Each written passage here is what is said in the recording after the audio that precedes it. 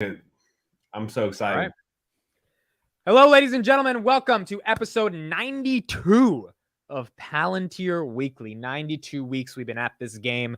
You got me here, Arnie, PalantirBullets.com, best Substack in the world for Palantir. You got Dom. All of their Twitters are in the chat. I believe Matt should be joining in a little bit.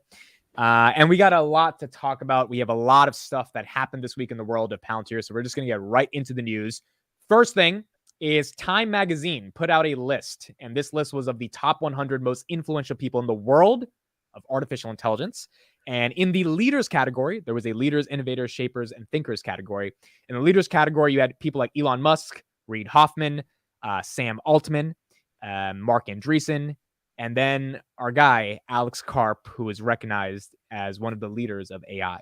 So I'll hand it off to Arnie first. What were your thoughts by Karp getting some real mainstream coverage as being a leader in AI, and any potential impact you think this has on the overall company? My thought was, hey, our little carpet is growing up. And I know that these publications don't really have like direct business impact, but the signal in awareness, I think, is huge. Now, maybe Dom here can add some more color on this, but I believe that when they make this ranking, what they really care is the first 5-10 positions in the ranking, because they want to give a signal of, okay, let's extrapolate what are the people that can actually have impact, but not only directly on the battlefield, but also mediatic impact. Because if we talk about people that are going to be effectively more influential, we're basically making an investment in their reputation. So the first 5-10 people are the ones that everyone looks at. You open the page and you look, okay. So it's not really important the position. I would say it is very important that someone is recognizing that, hey, Carp is actually a person you can't miss when you talk about AI. And we have seen it also from the news dropped last week that our carpet is going to reach the White House to talk about AI. Initially, we were scared. Oh, come on, they didn't invite him. But in the end, boom, here we have him again among the biggest leaders in the world. And the comment I dropped was, look, there are all these companies that are insanely big, hundreds of billions of dollars, and then you have Palantir with $30 billion.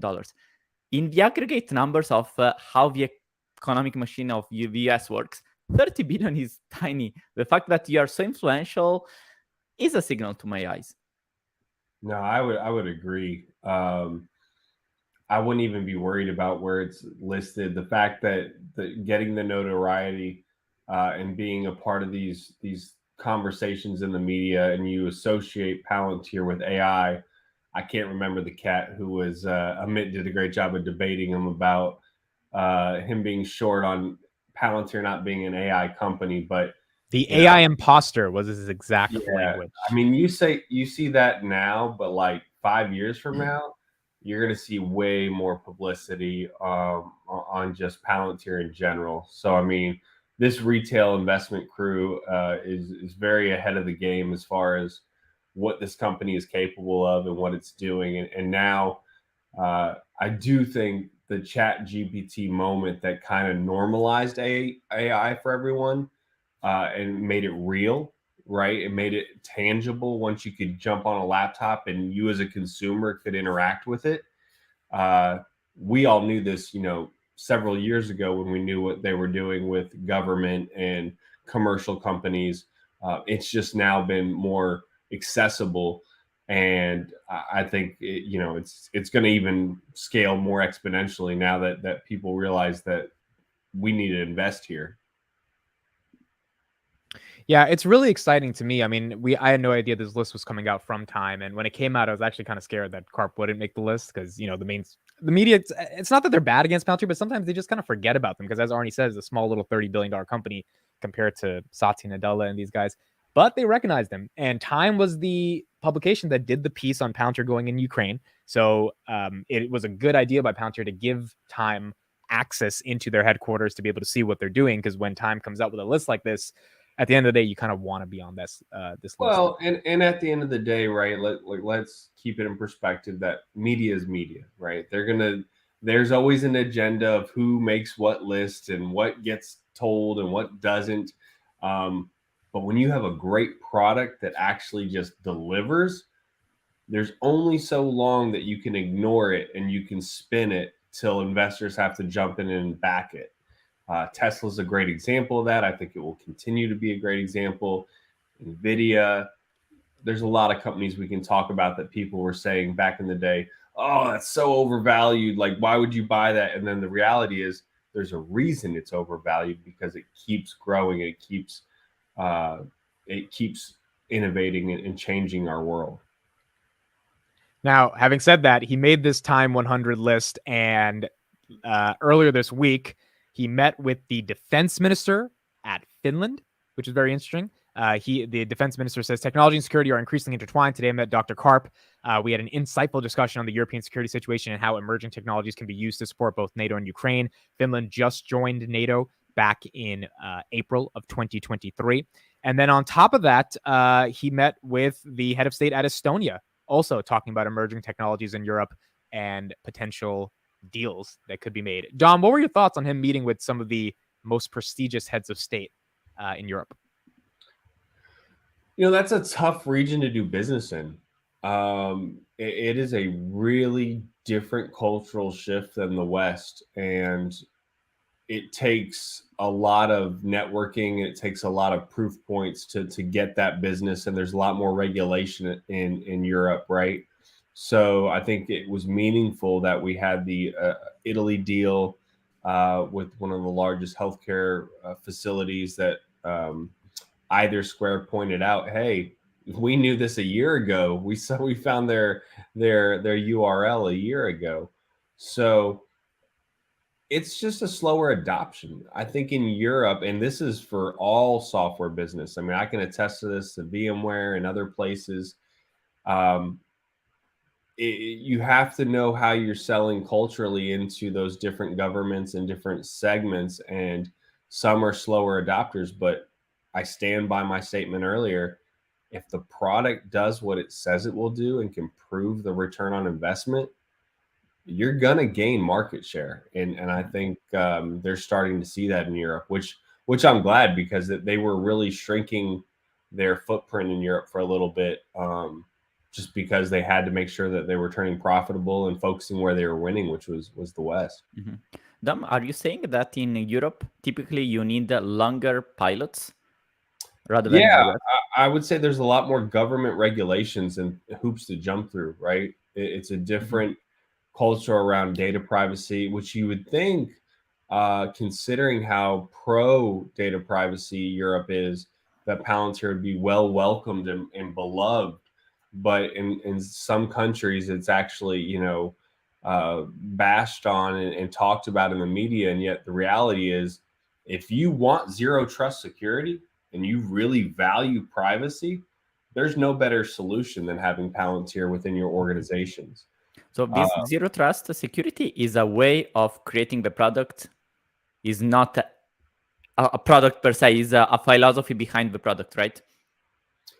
I would say it's a philosophy in how you gain access into data, right? Mm-hmm. So role-based access. So you are the CFO of a company. Matt is a systems admin. Amit is on our accounting team. There is going to be certain things that everyone, based on their role, should have access to, and there's things that they shouldn't have access to. And what that does is that prevents any kind of data leakage.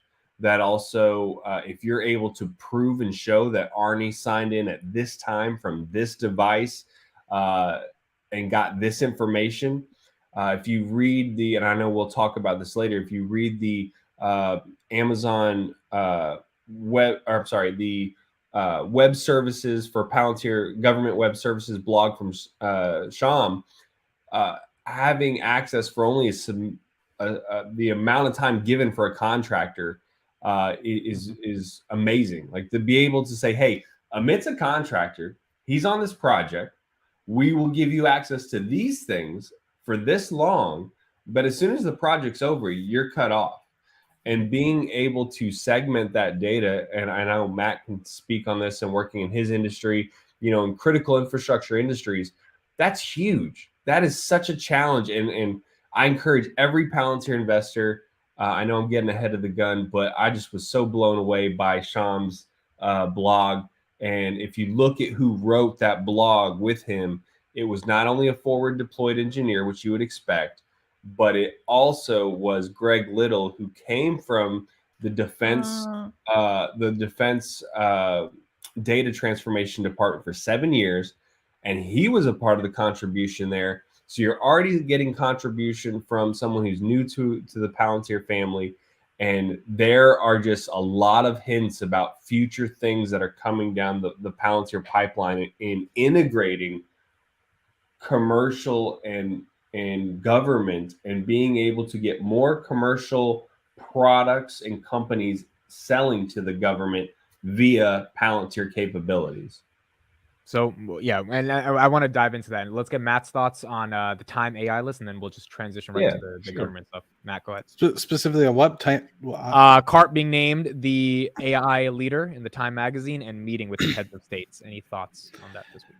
I mean, I think it's prudent, right? I think what people are anticipating is that Palantir is kind of new to this AI space. What they've been kind of reluctant to know about is all the digital twin work that they've been doing, and a lot of the kind of behind the scenes data. Oh my guy, data manipulative AI that they've been installing within organizations for a long time. And I think that I'm confused, but what I think people are now getting to see upfront and personal with respect to the things that are going on in Ukraine, and with respect to some of the other work that's kind of ongoing, is that Carp is having a lot more influence than I think people originally kind of gave him credit for. And I think that will continue as we go into next week with AIPCon, and then in the following subsequent quarters as the customer numbers continue to come out. And I think it's going to continue in the upward and right direction. But I wanted to, Dom, you hit something very, very personal on the head. Literally this past week, I was literally writing a report. So I keep getting messages from folks about, hey, I need details on this. I need details on that. And I said, you know what? Let me just write something in Notepad. Notepad is basically a report that you can send out emails every day that has automatically updating data. And I was just like, boom, like it, so that way I was like, I don't mind you asking, but I was like, would it be easier if I sent this to you? And so that way, you get a report every morning at 8 a.m. And day number 1, it didn't work. Why? Because I never went into the report and gave that person appropriate permissions to be able to view the data.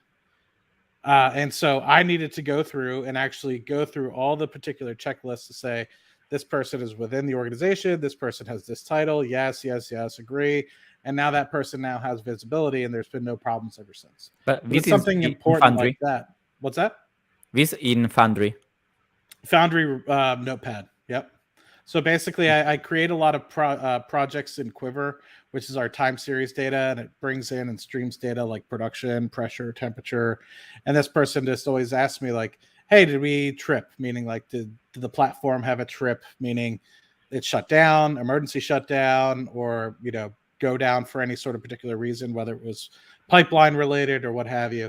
And so I'll just log on, double check the meters, and let them know yes or no. But they can have access to that if I give them the appropriate, say, daily reports. They don't need to necessarily get it, on a 24/7 basis like I would if I'm doing any sort of calculations or work or anything like that. But Notepad allows it to be set up on an email basis, and I could set it a couple times a day if I wanted to. And that's the prudent thing, is it's like if somebody wants to or needs a report on a monthly basis or on a weekly basis, you have that ability to send it out, and it's automatically updating. Like I have the projects that I work on day to day to look at the well health and everything of the like. This person might just need a snapshot to say, yep, well's online, right? The person's a manager, right? They don't necessarily care about doing the calculations and the work that I have to do. All they need to know is, hey, I almost said the company, is UDOC getting paid today, right? And they can say, check. And just for those who are not in infrastructure IT or technology sales, especially on the security perspective, this is a huge issue and challenge within the industry. Uh, Unfortunately, a lot of products are built not based on security first principles, and everything that Foundry and Palantir has built from the ground up has started with that. And Sham talked about that in the blog that said, hey, after 9/11, this is what let's get into that right now. Let's do an introduction to that. So Sean puts out this blog today. If anyone hasn't read it, I would recommend reading it. I'm still not fully through it, but they're announcing Palantir Government Web Services, PGWS, which seems to be, a little AWS kind of branding thing. So they're obviously thinking this could be a very big product in terms of what it could be. And the article goes very deep into how they've started in the government space historically, how they got funded by the CIA in QTEL fund, and what they're trying to do for the future. So after you read this article, Dom, and given you work kind of in software sales, what were your thoughts on what Palantir Government Web Services could become over the next 10 years? So I can answer that question because there's other things I wish I could say about it. So they are taking everything that they've worked on for over 20 years, and now they're integrating and bringing it in. It's so true to what Karp said several years ago, and he said it probably in the last 12 months. We're building things that you won't know you need till 5 years later. And so they were handling security principles and security first code and role-based access 20 years ago. Not until now in the commercial segment do we see the need for that, and especially with the acceleration of AI, the acceleration of government or contractor in general integrations. And also, I think the landscape of attacks of cybersecurity and ransomware also kind of help organizations realize why it's so important to have security first principles. They've already done all that. They've already figured all that out. And now they're creating products out of what they've already built previously. And I don't know if they're listening to us, but man, we talked about this 12 months ago, and we talked about commoditizing certain parts of Foundry. They did say it was 400 products within one, and they come out with this bundle and say, hey, this is Palantir Government Web Services. It is FedStart. It is Apollo. I forget the third piece. So there is the Ontology SDK, which shout outs to Lunar on the chat. He said, this SDK is blowing my mind, and it blew my mind completely because what do you think the Ontology SDK is? Could you give us a high-level overview? So I want to keep it less technical. So being able to provide capabilities of what Palantir ontologies do with communicating data securely between different defense organizations and divisions with what they can and can't see of data, and having access to that for whatever set amount of time that you need to create the applications, to get the data in for the applications that you have, to then create value and build on that with these SDK kits. It allows me to not have to be a full-on Foundry customer and buy a whole bunch of stuff, but I still get capabilities that I need that only Palantir could be. So like, it's just another way to get customers pulled in, because you win the developer in IT, you're going to win mind share within the organization. I can tell you. Correct. That. Correct. And so the fact that they're now figuring out ways to provide the security and the capabilities of their other products in smaller sets to just get the hook in the fish and say, look what this can do. And then it's like, oh my gosh, like we've never been able to build something like, do you know how many APIs and how many things? And I know Matt, he's in the tool, so he knows what I'm talking about when we talk about all the different APIs and all the different coding that we have to go to pull this different data aggregates. And you're telling me I can just do it with this one SDK kit, and it's fully secure. But how could the whole point of Foundry is it integrates everything in an organization? How could it? And it doesn't allow you. You don't have to. Here's the other thing. You don't have to rip and replace. So many products require you to rip and replace and use their platform. But with the ontology and how it lays on top of your business, you're able to keep your snowflake. You're able to keep your proprietary. I know Matt's working on the Foundry platform, so he knows the company that he works at has proprietary applications, things that they pre-did on legacy systems. And we're not saying you have to get rid of it. What we're saying is we can throw that in a container and we can make it valuable and usable with these new web applications and everything you have, and still be able to use it together, and you don't have to retire that application. So what it does is it's very, very sticky, just in simple terms. It allows the customer to keep what they've invested from technical software products that they have today.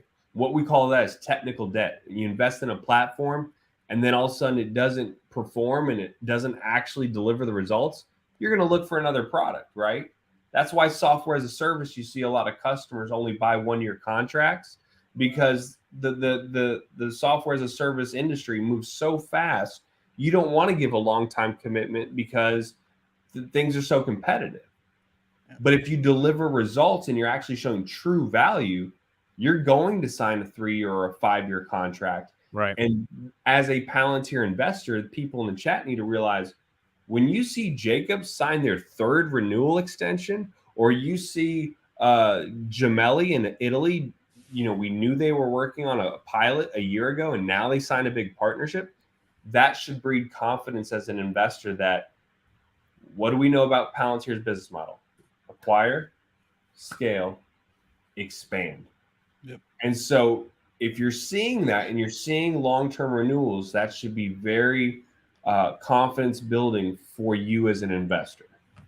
So I want to build exactly what Dom said. So think about what I do, right? UDoc is a very engineering technical company, lots of streaming data, lots of assets with a lot of different moving parts. Now imagine you're sitting here being like, okay, I can kind of understand how Foundry or Jacobs or somebody could be able to use that opportunity in Foundry to help advance their business. What if you're somebody that just has a bunch of data? Let's take a law firm, for example, that has a bunch of different pieces of data spread across a bunch of different documents that don't necessarily have any organization, rhyme, or rhythm to them.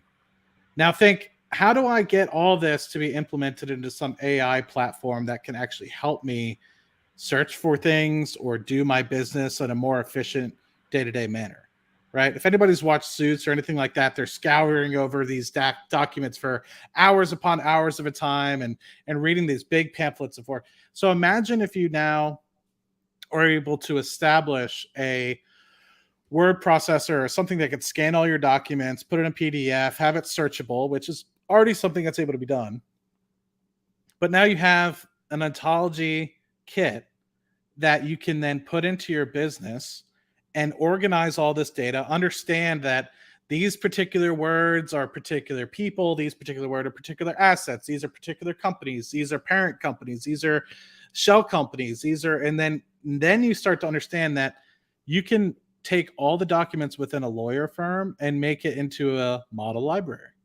And then the beauty about not utilizing the entirety of Foundry, and now it's a separate sort of product like Ontology Kit, you can apply just like, who is that pharmaceutical company? Novartis. Yeah, Novartis. They already had their own ontology that they worked with Palantir to create. They're not necessarily using Foundry.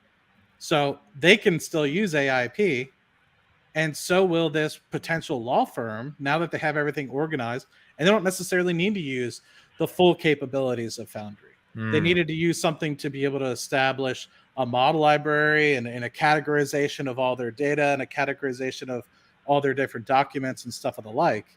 But they didn't necessarily need something to be able to look at time series data or all these different decision-making tools and stuff like that. So it's Foundry modularized so that everyone can buy it and it can scale way quicker, essentially. Like it's a version of Foundry that's way smaller. It's not separate products. It's giving the capabilities of creating your own ontology and the security access that you need to have your other applications be sharing data together.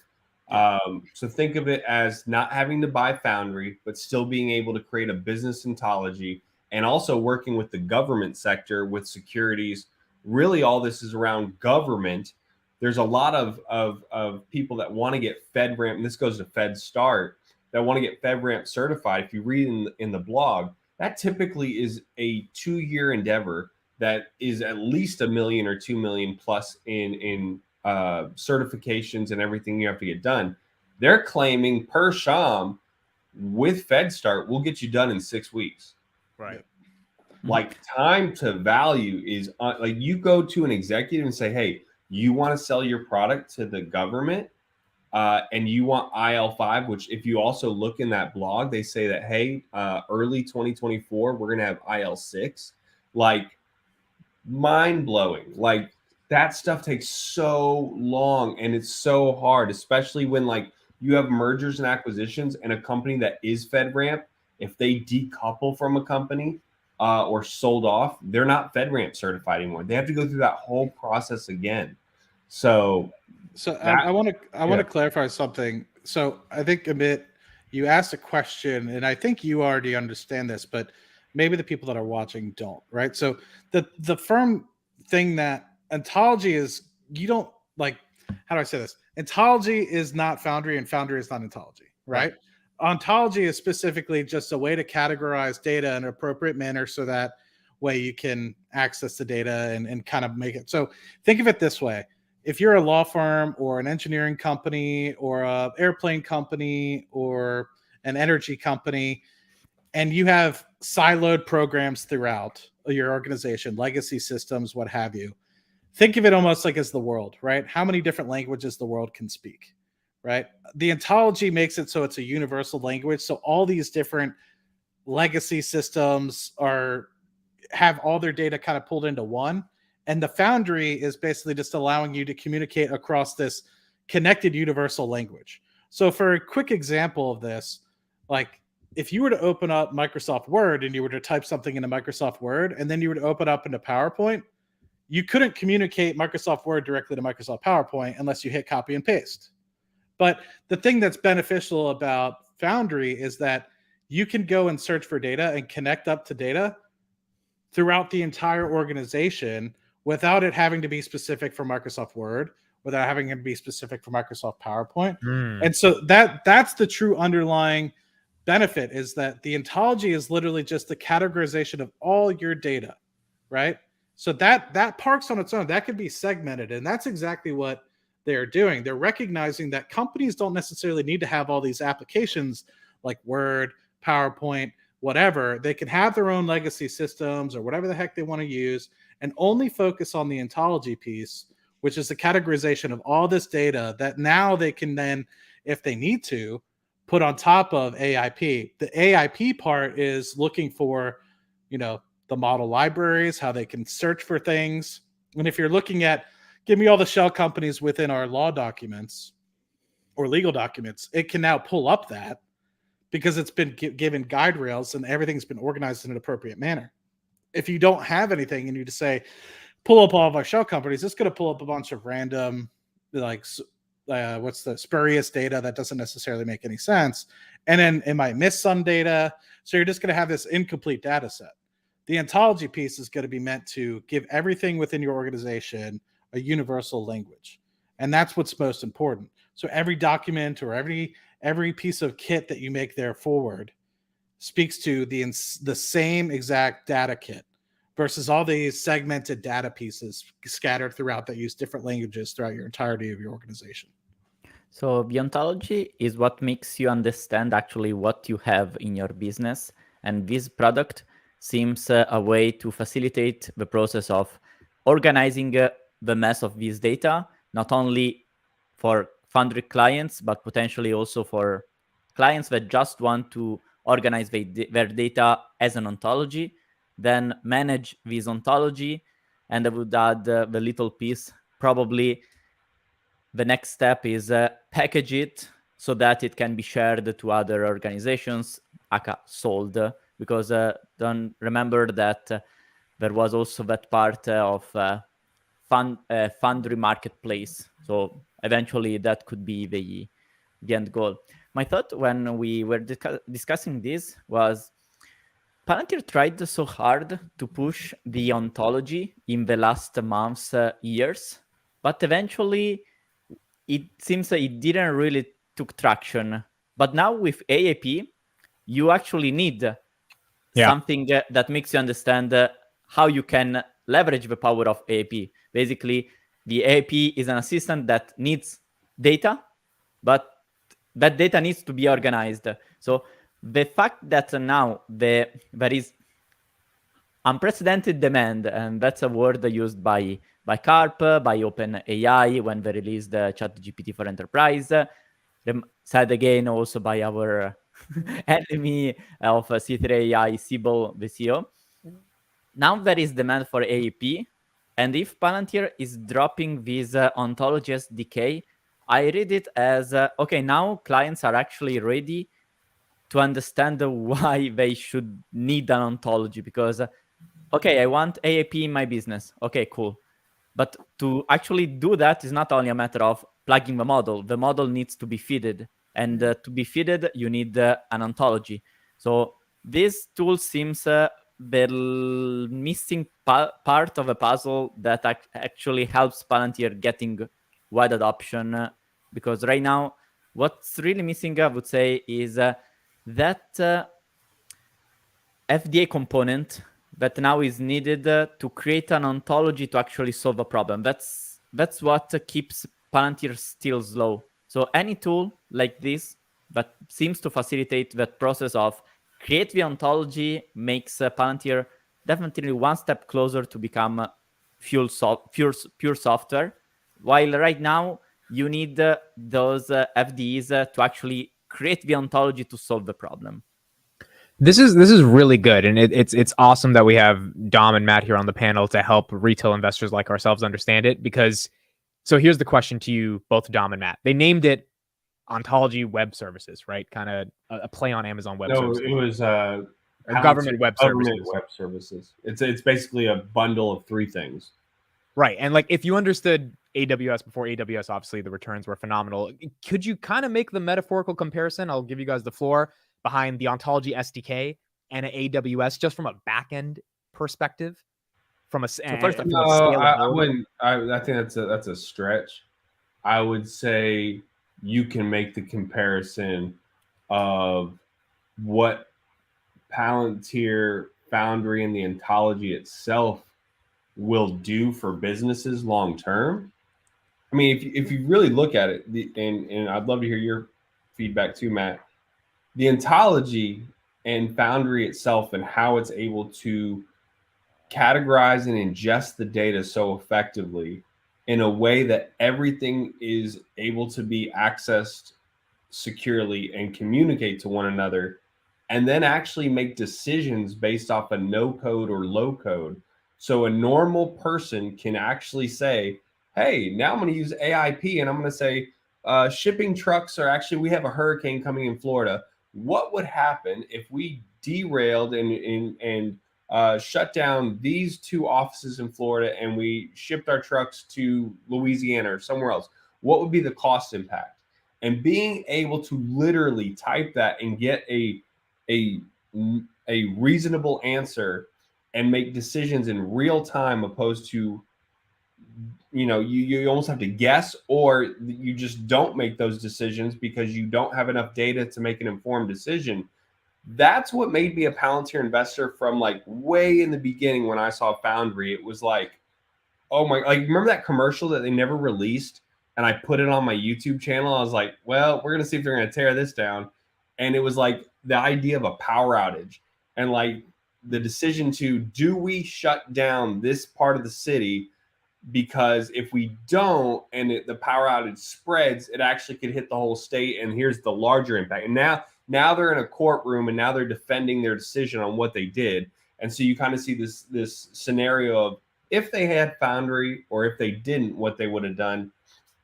Making real-time decisions for your business, for what Karp says, creating alpha. that's what made me a Palantir investor, and that they're just showing it more and more and more. That piece I do think can be as impactful as what AWS was from the cloud, but that's going to take much longer to have that same kind of residual. And keep in mind, AWS, has been around for 20 years. So I mean, just reading the first sentence, or the first paragraph rather, of what Sham kind of wrote in here, it's basically talking about, and you know how we always talked about, I'm not going to read it verbatim, but you know how I always talk about how Palantir is the opportunity for you to change your ship's course, and Snowflake and all those companies are more so about just making things more efficient. This is the opportunity for Palantir to bridge that gap. And a lot of the problems that, say, Chris or some of these other folks that are, I guess, more bearish about how Palantir has been distributing their software is it requires so much hands-on love, and it requires so much uptake time, anywhere between 6 to 18 months, depending on what sort of things you're trying to create within Hospital 360 or in your energy company or your flight company or Black Sky or whomever. This is literally just saying, hey, take your legacy systems or whatever you want, and we can provide you a small little piece, a little module that will allow you to, one, either for FedStart, get you in touch with the government and get you in their regulations. Ontology kit, which is allowing you to kind of organize all your data for future kind of progression into the rest and moving your company forward when it comes to acquiring more data and organizing more data in the future. And whatever the third one was, which was Apollo, I believe, that isn't going to right your ship, right? That's not going to change how your ship is really progressing, right? What it's going to do is make your company more efficient. So those are like little building blocks, like it says in the blog. It's not going to be something that completely changes the foundational shift of how your company operates or how your company procedures are done or anything of the like. It's those little helping features that are created by Snowflake and stuff like that everyone's just like, well, why isn't Palantir doing this? Or how come it takes them? So they're accessing now a different type of clientele versus the huge movements into, say, Gotham or Foundry. And I think what's going to end up happening is this is going to be a pipeline for folks to say, man, these tools are really freaking efficient. Like they literally just stair-stepped us into, or built us into a machine that made us so much more efficient. What are these other products that they have? But you have to recognize is, like, for your personal usage, Amit, this makes it like you're probably like, how come I can't run Aldea on Foundry or use Palantir products? You now might be able to utilize some of these products that they now have, like Apollo. If you have a specific sort of software that you want to roll out, whether it's application related, or if you want to, on desktop computers, you want to have a different sort of software rollout than you do for, say, hand mobiles or something like that. But mobile phones, generally speaking, are just as good as laptops these days. But also, if you're thinking about from an ontology perspective, say you want to organize some of the podcasts that are on your all the data that kind of comes in from all the different podcasts, all the different data that comes in, it's like you can now organize it a little bit better than just in like a Microsoft Excel spreadsheet, right? And well, and that's what, like Matt's saying here, is this is why we're all on the show at 11:44 Eastern, and we have all these followers who've been so dedicated. Is this software is enabling stuff that's never been able to be done before, right? We've had Microsoft software that gives you data, it gives you a dashboard, it gives you a presentation. That's all looking backwards, hindsight, and then you're trying to guess at decision making. But show me a software product that can make you real-time decision making effects on the battlefield or in your commercial business in real time when a natural disaster is happening, and save your company. And it's because of what they put the work into 20 years ago, and now they're able to find those use cases and apply it. Their software companies weren't even thinking in these aspects. It kind of goes back to what Karp says, when the world's going to crap, hey, that's where we shine. Yep. It's true. It is true that they're able to, squeeze blood out of a turnip, like get the most out of every piece of data you can. and make decisions. And that's why they're crushing energy and oil, because decision making is so key. That's why they're crushing in healthcare, and I see them accelerating there. So you win these critical infrastructure businesses that the world is run on, and then it goes to, okay, well, all these commercial companies and these medium-sized businesses, they want to be better. They want to make, so you see Miller Ale House now, a brewery, is going to buy some Foundry AIP. We're going to talk about that. It's incredible. You see a little industrial manufacturing part company that generates just $1 million a year, or $10 million a year. Starting a pilot with Foundry for Builders. You see all of this, and it's because there's nothing that's been ever produced to allow you to make decisions in real time. Yeah. And predict and make smart decisions. Wait, Dom, you said the keyword real time. I would like to underscore this comment from Lunar. He just said real time sensor data. Imagine selling it through Ontology SDK on Foundry Marketplace. GPS data, satellite images, the verticals, and TAM is infinite. Yeah, I mean, like when he put that, I was like, this dude might work for Palantir, and he's just not going to own up to it. Like, yeah. Real quick though, would there be a security thing to sell that data on the marketplace? Would there be a conflict there? Or? But look, no. Now we are not talking about selling it to everyone. Now we are operate in a box that is constrained. You have IL5, IL6, remember FedRAMP? Right. So now enter the Palantir world where you have access to these things. I was particularly intrigued by this segment of Palantir explaining Ontology SDK, because for me it was, this is new. And they said this couple of... Okay, so one of the most challenging obstacles we faced over the 20 years of working with the government has been the hard yard required to connect each source system across the department. Basically, the DoD was a complete mess. Lacking a centralized procedure, the promise of a unified program to solve this challenge has always been around the corner, but never actually materialized. I remember also the vintage program, the huge database that... it was a cooperation between all the major prime contractor, but where they spent literally billions, and it brought nowhere, which actually opened the door for Palantir because they had a solution that was much more effective and it costed literally a fraction. As a result, we did it ourselves bit by bit. Basically, Palantir saying, bit by bit, we connected all these huge Frankenstein monsters of the Department of Defense, and by connecting these 1,150 data connectors, 24,000 things needed to be relevant, then they created basically the ontology of the DoD. Our software provides more than just a data dump and rows and columns, but instead an object-oriented view of the world, the ontology, reflecting which piece of data are valuable and their relationship to one another. Such insight is available through our highly ergonomic Ontology SDK and API. Basically, we made the work of connecting all this chaos to create an ontologic view of how these departments work. Why is this important?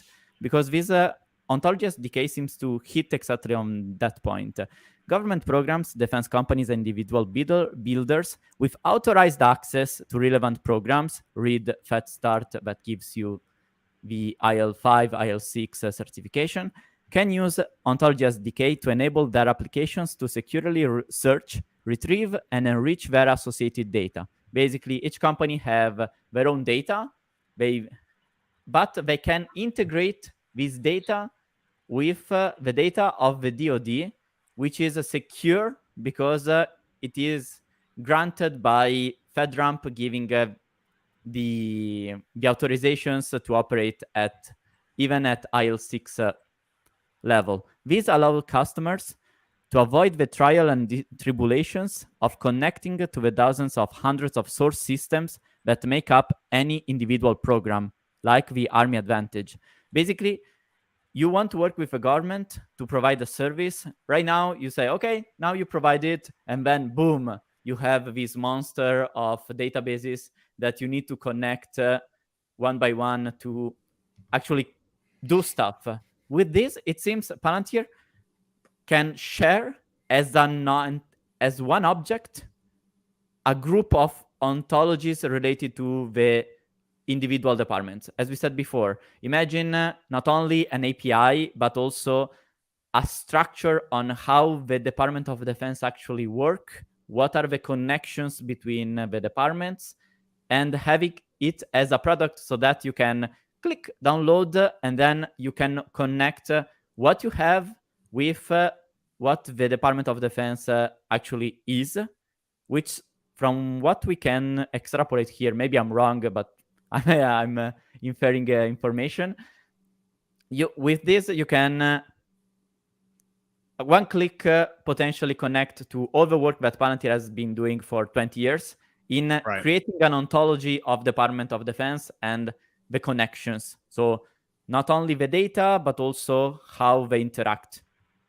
Well, and you think about this, like this is why you want Palantir to have forward deployed engineers for at least a little longer. They're learning what business problems commercial environments are facing. And when you do that, you can win industries at scale, right? Like, so for instance, I work at a SaaS company.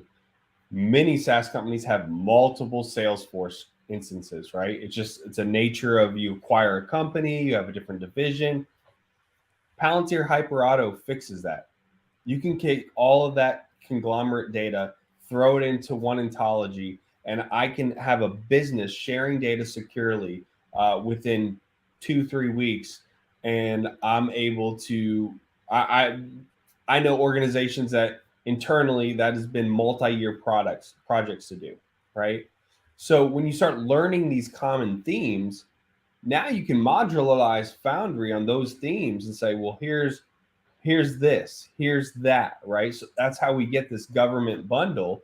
And I only anticipate we're going to see more of that. There was a lot of hinting at that there's going to be more of this kind of capability solving particular problems, which, you know, yeah, it may not be immediate gratification for those who are like, show me the revenue, show me the exponential profit. But if you can consistently grow every year 15%, that is the art of compounding. And then eventually you're going to have that exponential hit when more customers are at the scale phase. This is high level shit on a Saturday or on a Friday night. Very high level shit. Matt, you want me to share this thing you have? Yeah, if you could. So Arnie was kind enough to share what was kind of already in that blog post, but you know, FedStart, Apollo, and Ontology, we've been talking about those things for the past, you know, year and a half on the pod, off and on as they've kind of come to fruition, right? I know some of them are a little bit newer than others, but Sham kind of put this within the blog as well, and I don't know if you guys were able to read all this part or not, but it's basically about 2 additional things that they're going to be coming out with, and it goes on top of what Arnie was kind of talking about with respect to probably focus towards defense contractors and stuff first, but I can also understand how this would potentially go out to other companies and commercial folks in the long run. So the first thing is kind of being Witchcraft, which is open source project, specifically focusing on like logging, SSL, call tracing, semantics with respect to, I don't know what the heck this is. Maybe Dom can help with this. Authentication, model libraries, audit, logging, simplifying compliance and different barriers, all that sort of stuff. But it integrates, as always, most Palantir products integrate well with each other with Apollo at FedStart. And then the other piece specifically, and this is kind of talking about, you know, what the company was kind of founded on, which is like 9/11, making sure the intelligence community has an appropriate way to securely share data across different things. So I'm not going to read the whole thing other than highlight, you know, the last half of this, which is allowing people to kind of streamline their authentication and authorization technology based off classifications. So as you kind of know, within the government, they have different classifications. Are you confidential, secret, top secret, you know, all that stuff. So having that ability to kind of secularize your data in that manner to be able to help with that, to make sure that nobody's going against code. Support for facilitating cross-partner sharing, which is critical for effective collaboration between allies. Keep in mind, we just had 2 new people, or was it just Finland that just joined NATO? Having them have the ability to kind of look into some of the data and transfer that in a secure way versus just giving away like trade secrets of the United States. Like, that's a very important thing to make sure that we secure and lock up and have the appropriate avenues that we can do that.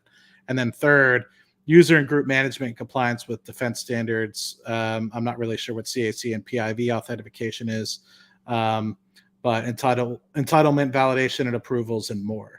So I'm not smart with all this stuff, but I thought it was just really cool to be able to kind of have this on screen and kind of share that. I talked about this a good bit about how everyone's kind of just like, okay, this is it, right? Like after AIP, it's it. And it's like, well, no, they have so many different products that they've been able to create over the past 20 years that they're just polishing them, right? And they're trying to figure out the best opportunity and way for them to be able to submit that to commercial clients and government clients, just like Apollo. Apollo wasn't created probably to just like give to somebody. It was probably created internally to make sure the company was operating at its best Apollo ability. was started from a hackathon. Yeah. Internally from them, which I think they just had an internal hackathon. We haven't heard about any new products from that. But that one product can solve so many problems that other software companies are trying to achieve. And Apollo can be that little link that helps get them over the hump. So you almost see this like sub licensing, and that's Lunar's been on fire all night. Lunar's knows what they're talking about the marketplace, like Skywise. You look at all the different platforms that are being built on the marketplace. So it starts becoming like this AWS marketplace, going back to what you're talking about with AWS of, I just need this piece of it. Well, you can buy this on the marketplace and then build your app and then, sell it on the marketplace to your industry. So it's this whole thing of network effects. Well, let's transition to this as the last topic. Yeah, AIPCon announced officially with 30 customers, some big names. HCA Healthcare, for those that don't know, one of the largest private healthcare companies in America. Sampo Japan, largest insurance company in Japan. Miller's Ale House, that's like a Applebee's restaurant. Like, that surprised me that they need some Foundry. And then you got Intuit, New York, a $150 billion public company, New York Stock Exchange, Cone Health, Genpact. Let's start off with you, Arnie. Your thoughts for AIP on Thursday? Well, I'm obviously excited. I would say I was surprised by the panel of companies because I expected some bigger names or just names that I would recognize more. While here they seem to focus on sharing how broad AIP could reach, because this CPKC is a railroad company from Canada. Yeah. So then you have another hospital, then Sintra. It is a tech company, if I remember correctly. So an insurance and a restaurant, and then Intuit, stock exchange. So basically, with these presentations, they really want to show leaders in different fields how what they have can be applied basically to everything. I think that's the important message. I don't remember. Well, the number of panels is quite similar to the others. I'm just looking forward for that. John, any thoughts on AIP? Yeah, I mean, I think one, you keep providing fire content. So, if you're not watching a Mitch channel, like I watched your video just recently on your thoughts on what the design for AIP is, right? This is not it is to advertise, but it's to advertise to the operators, to the people that actually influence the decision making. It's not to, they will close deals, they will cross sell. Keep in mind, it's almost like every time they have a conference, you see an announcement from someone who presented that they have an expansion deal like a month or two later. But I really think, though, we're still in the evangelist phase. People don't know what Palantir is. And so if I'm in healthcare and I see HCA, who's one of the largest conglomerates, talking about how they're using this, I want to know.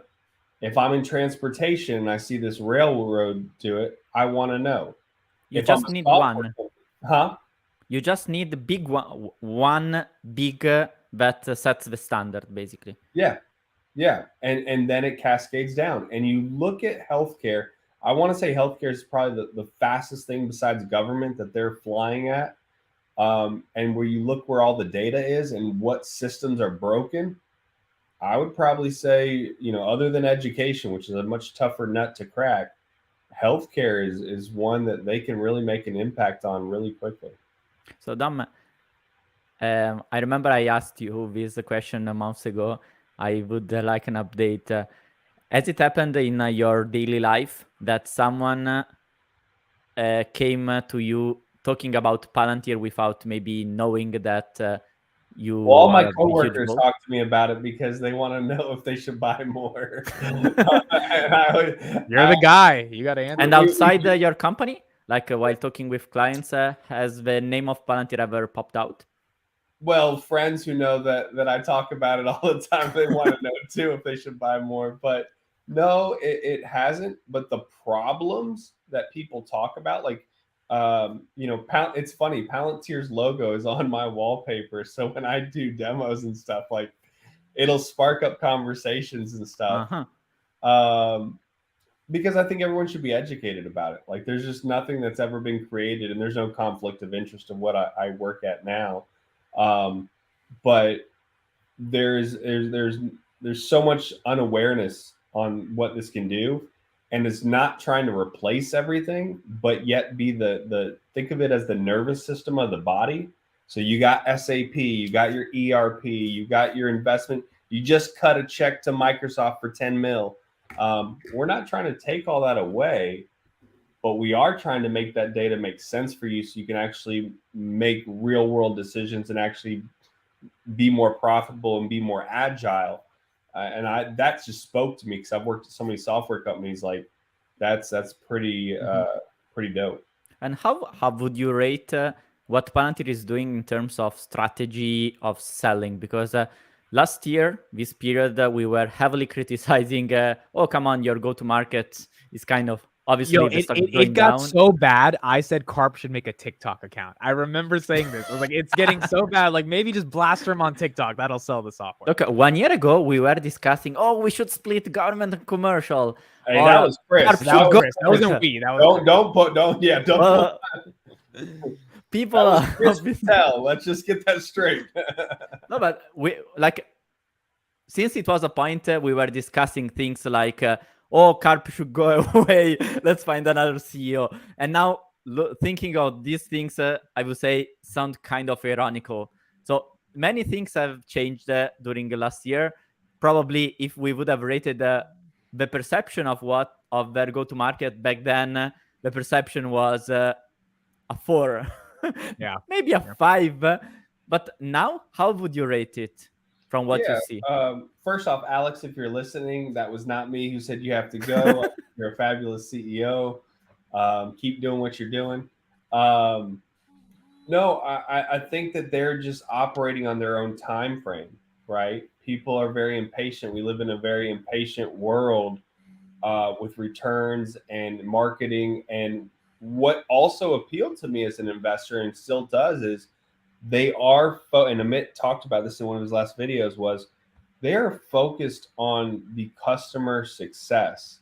And so they're not focused on winning in a short sprint, but they're focused on winning customers for like life. Like, if I want you to run your entire business off of this platform, Arnie, am I going to have to spend a lot of time initially getting you used to it, fighting the political battles internally at your organization, having some small victories, and then scaling it to other departments? I know Matt can probably feel this from his company that uses Foundry.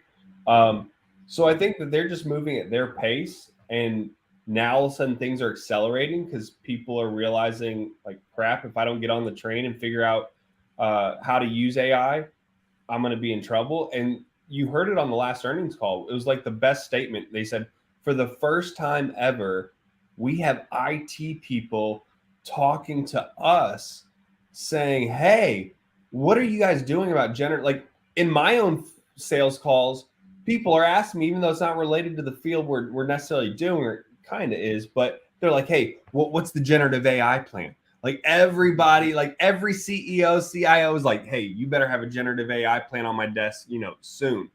And so I do think that they're doing a great job of evangelizing on LinkedIn. I think they're doing a great job of the blogs. I think the conference, we said they should be the next evolution from this, and I just don't know politically like what their stance is on it, but I would love to see them at an RSA conference. I would like them to see them at a Gartner conference. Actually, they have been at a Gartner conference because they posted that on LinkedIn. But some of these more well-known, like AWS, that's the next evolution of partnership. To see them at an AWS reInvent booth, at an Azure conference, at a GCP, because they're partners with all three big hyperscalers. So if you're other companies like Snowflake are already there. Oh yeah.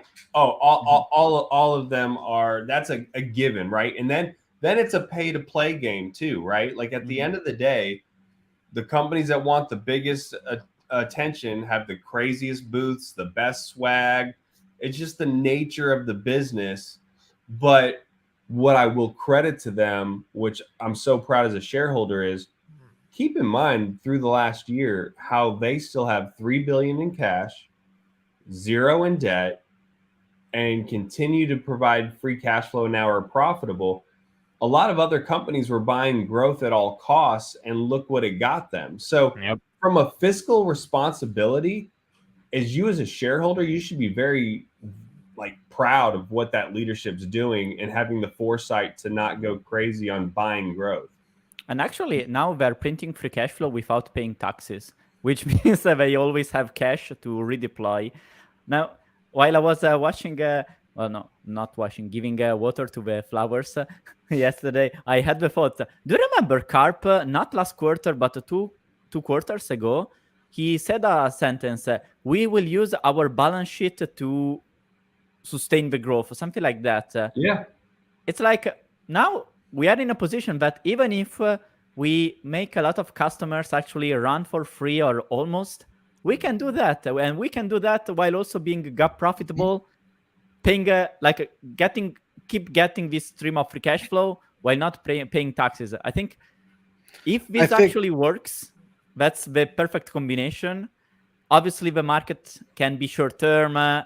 For instance, we have seen with C3 AI, as soon as the market doesn't see the growth immediately, they get scared. C3 AI got minus 13% the day after the results. Actually, I dream for something like that to happen, but given the conditions that actually things are evolving in the right direction, which I think they're actually going in a direction that is way better than the perception is, because the reality, it takes time with Palantir. It's not, I keep insisting, with NVIDIA, you have a high demand. That high demand is monetized immediately now, and it takes basically 6 months or even 1 year, as we said with the Gemelli Policlinico partnership. The active link was there for 1 year. And then after 1 year, boom, official partnership. So everything like a demand now, output in 1 year. With NVIDIA is demand now, results now. This is very difficult for investors to actually. And I don't even think the results are now. Like you guys know NVIDIA is my largest position, but the reality is what jumpstarts everything is the hardware. Hardware is easy to put in a box to get better results, but do you know what to do with those results and actually get the desired outcome from an AI perspective? There's still this gap in the industry where people are like, okay, I got this H100 DGX box. I don't know how to use X, Y, and Z. And so that's why NVIDIA is packaging tons of services with their hardware so that value gets realized. You don't want shelfware. For results, I meant revenues. Yeah. So it's easy, right? Though it's easy, to your point. It's easy to say I got one part of the puzzle. Whereas if it's software based, there has to be this human interaction.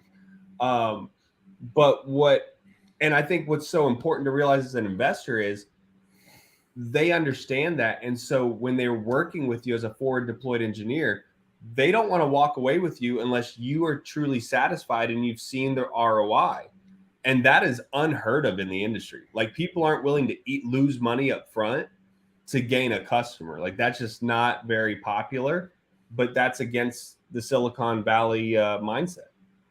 There's several things I wanted to follow up on specifically, and going back to kind of the talk about the sales, and I hate to kind of go back to that, but the go-to-market strategy everyone was kind of complaining about. There's a reason why Rolls-Royce only advertises at aircraft shows, and they don't make commercials on the television, right? And the same thing is, if you think about it, it's like, who cares if Palantir advertises to me or Amit or anything like that? We're not the decision makers in the organizations to be able to change the decision as to whether or not we're using Microsoft Teams or Fabric or Snowflake or anything like that. It's the CTOs and the CEOs of the organizations. So spending that time with those people and targeting those people is what's most prudent in terms of just cutting out the middleman and cutting out all the time that's wasted in sales already. Second, FoundryCon and AIPCon isn't for people like you and myself or any of us in this room either. It's more for the people that have been utilizing the technology, utilizing Foundry, or in this case, thinking about utilizing AIP to bolt onto Foundry. It's people like CTOs and development teams within these organizations that are the ones going to AIPCon, right? I, as somebody who works at UDOC, is not getting an invitation from Alex or Sham to say, hey, Matt, we know you use Foundry at AIPCon. How about you come on down? No, we've had a very specific set of people within our organization that get invited, and they're able to go, right? So if I ever want to hear anything specific or anything like that, I have to talk to them, and they might be able to, relay that on and what have you. Thirdly, surprised I didn't say Amit on the list of speakers at AIPCon, so that's a shame. Maybe next time. And then fourthly, kind of onto the discussion that we were currently just having, specifically about crap. I just kind of missed it. The problem that I see over the past, say, 3 or so quarters of forcing this sort of net profitability discussion. I kind of heard the anger in Karp's voice about, hey, we listen to our customers. They want to make sure that we're around and yada, yada, yada. And I think this always goes back to, let me complete that sentence before I move to the next part. Want to make sure we're around for the long term if they are going to, say, switch to their software and everything to using Palantir, because running at a net deficit in terms of income, people can't be sure that you might go bankrupt or what have you. So unfortunately, you have to play this game of, hey, we're a profitable company. And so instead of running at a net negative just because you're trying to grow and everything the like, which I think we'd probably be in a further along place in terms of revenue growth and being able to continue on the path of deploying more AIP or potentially deploying more products. But here we are trying to play this balance of, nope, we have to maintain net income to make sure everyone's kind of happy on Wall Street and all this other crap. It's like, you didn't see Amazon playing that damn game, right? Amazon and Jeff, they were just like, you know what? You're either on board with this or you're not. So unfortunately, I feel like we're probably further behind. Yes, we might be closer to S&P 500 inclusion, but in the long term, if you're playing that, like, this is the problem that I kind of have. You are now trying to bend the company to an extent to fit into this Wall Street box, when in reality they should have stuck with what they were doing, which is focusing 10 years down the road. You don't know what the internal culture was there, though. You know what I mean? Like, at the end of the day, what makes Palantir special? It's the people there. Like, the people make the product and make the culture and continue to evolve it. So we don't know how hard people were pressing about, like, dude, my stock is not returning anything. Like, I'm down negative 50%. Like, you want to keep me? Figure out how to get the stock to $15 because it's at $6 after 10 years or 15 years. Yeah, like I don't know if you guys sign up. No, let's not play that game, because if you ever looked at the private sales that were going on internally at the organization prior to the direct listing, they were selling for $1, $2, $3, and it wasn't until that they announced that they were going to start going to direct listing that shares internally at the organization were starting to sell at $5-6. But Right? I'm just And saying, then they direct listed at even 10. in general, like new talent that's acquired, right? When they were acquiring Yeah. for the last 3 years, because there was a whole bunch of sell of stocks this past week. I don't know if you guys subscribe to the SEC alerts, but they had directors. The CFO just sold a whole bunch of shares this month. I don't, that's one of those things where you don't know why they're selling, if it's because of tax implications or whatever it may be. The only thing you can do is go back to the proxy statement back in April to see if they still have a whole bunch of shares, to be like, okay, they had to sell some, but they still have a whole bunch of shares. So yeah, God forbid. I hope people in March 2025 don't have me on some sort of SEC alert, because if that's the case, they're going to see, oh crap, UDOC's going to fucking zero. Let's sell it. Right. So I don't think people fully, and I was talking about this a little bit in the chat at SoFi Weekly. It's like some of these executives only have a certain window which they can trade before and after earnings. And I don't think people fully recognize that, right? Karp I was was on on that an list just in I case was you on a team within UDOC that actually created some of the earnings reports for UDOC that would go up to the executive team, and then they would actually be the ones that relay that to the investors and the quarterly conference calls. I wasn't on a blacklist per se, but it was frowned upon for me to trade during certain windows. I don't really trade UDOC stock anyway, but if I did, it would be like, are you sure you want to be doing that right now? You have all the information about how our production looks versus what we promised. And, so you have to think, like, there's certain windows. So you said there's a wave of a bunch of people in the company selling there right now. There was a whole wave this past week, including Alex Karp. Alex Karp. Yeah. So it's probably regulated by the organization to say, here's the window. Yep. And this is the time it opens. This is the time it closes. Right. And you have to think, we're closing up now within 21 days, 22 days of the end of Q3, right? To that point, at the end of Q3, they kind of know the numbers. They probably can't sell until the middle of Q4 again, right? Because things are kind of closed. Things are starting to come in with respect to actuals and stuff like that. You keep in mind, we're getting ready to submit all of our 3Q actuals and stuff like that in term of UDOC, right?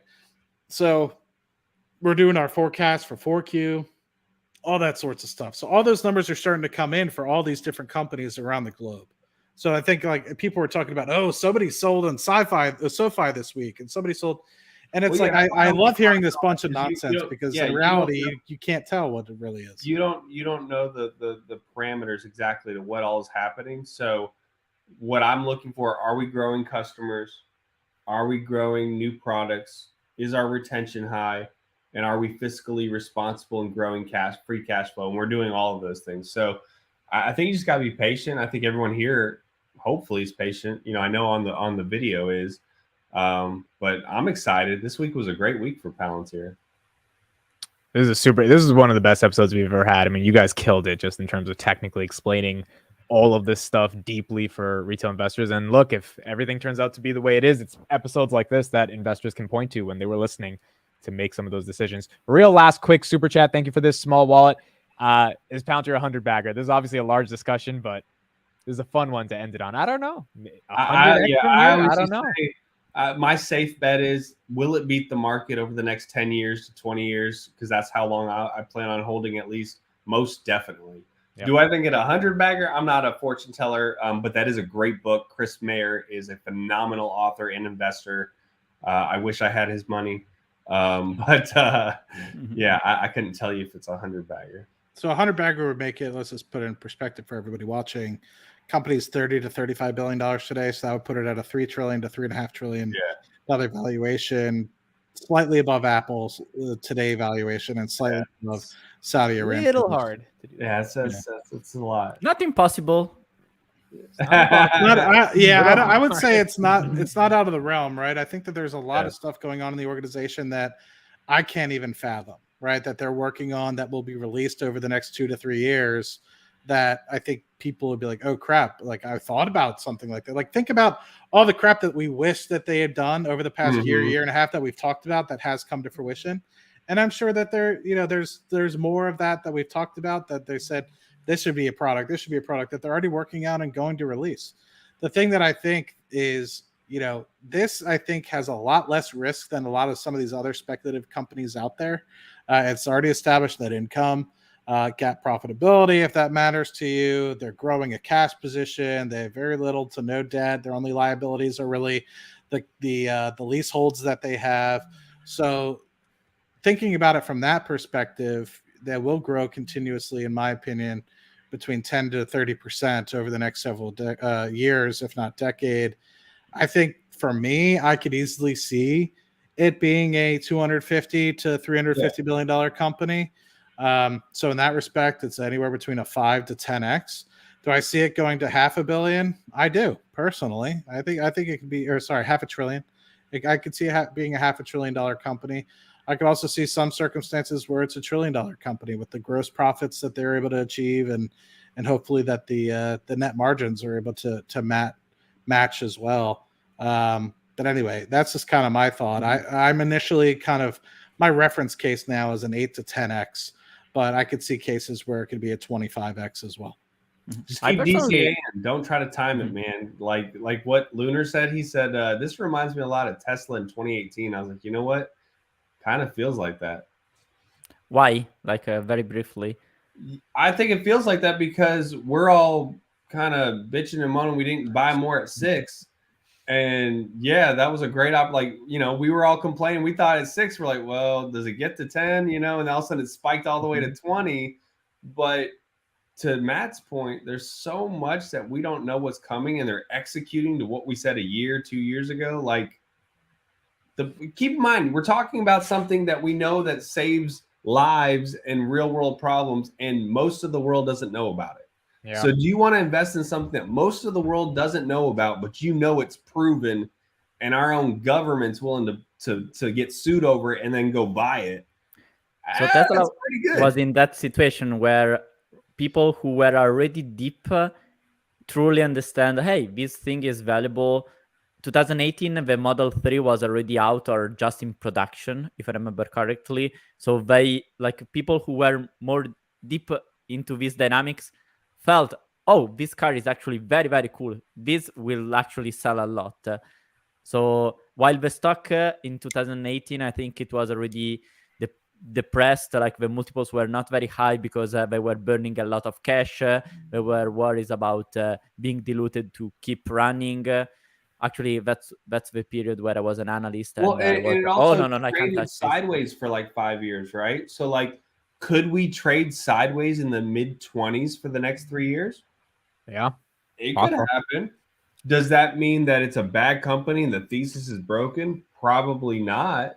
But there's that aha moment, and I think we are going to have an aha moment. I do think that we will see another big spike eventually. So guys, so the question is about the 100 bagger. When you buy a company, do you ever think, okay, I buy this because it could be 100 bagger, or you actually search for a 10 bagger? Or maybe another question, you're just happy to find something that can confidently provide you returns that are better than the S&P 500? I evaluate it based off of what I think the potential risk is of the organization, and what eventually I think the range of opportunities I think it could be.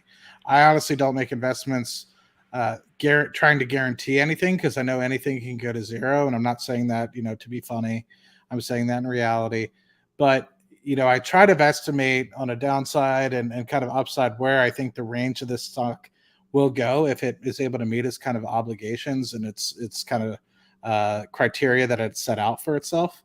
I'll take Rocket Lab, for example. I think Rocket Lab could be anywhere between a 20 to $100 billion company within the next, say, 15 years. And it's currently trading, I think, at like a $2 billion market cap. So if that's the case, I could see it being anywhere between a 10 to a 50x from where it is today. And with every passing, say, quarter, they're getting closer and closer to being able to kind of break even, and not burning any cash, and actually being able to start building to their cash pile. So to me, they're lowering their risk from high to medium, in the risk category, and they have a great potential to way outperform the S&P 500 if things go well. So that's just an example of how I just briefly break down organizations. Palantir being something that I think can get to that, 10x sort of range, 8 to 10x sort of range, with going from a medium to a lower risk. And I think that that's something that will also, over the next, say, 10 to 15 years, outpace the S&P 500. I think the S&P 500 by 2032 timeframe will be about 9,000 to 10,000. And so I think you have about a 2x, 2.5x from here for the S&P, or it's going to go up about 100 or 150% from where it is today, if you ask me, over the next, say, 8 to 9 years. So to me, investing in something that's a what was I trying to say, a 10 to a 50x, or something that's a 8 to 10x, is going to outpace that. And you might have to take on a little bit more risk, but if you start to see those risks start to exacerbate over time, you have the opportunity to sell out beforehand. Mm-hmm. And you, Amit? Yeah, I agree with Matt. I literally think, how can you beat the S&P 500? Because the more, and Matt says this all the time on Twitter, right? It's like 99% of investors should just invest in the S&P 500, because it's a lot of due diligence you got to do to pick an individual stock. And all of us for 2 years now, 92 episodes, we've been saying, let's pick Palantir. You would only invest in Palantir if you think you can beat the S&P 500. Now, a 100 bagger without a consumer product, I don't know if it's 3 trillion, but 300 billion, I think, is very possible. And I think for me, the same thing, like young me first starting individual investing, it's like I was looking for 10, 20, 30, like you were thinking, and the market was in a different area. It was irrational. It was out of the norm. But now, and the good quality companies that I've invested in have, 4 or 5x and held for all the losers. I just think about, like, can it beat the market, and what's the risk associated, as Matt said. And so with this one, it's like, if it doesn't become a 10x and it's only a 5x, am I going to be mad? No, because I manage my personal finances in a way that I know a 5x with my allocation I'll be. You already had 10x in your life, right? I've had on positions at 10x, yeah. Mm-hmm. I personally never had a 10x, and I hope Palantir will become my first one. Like, I had some doubles, some. Palantir became a 4x for a day back then.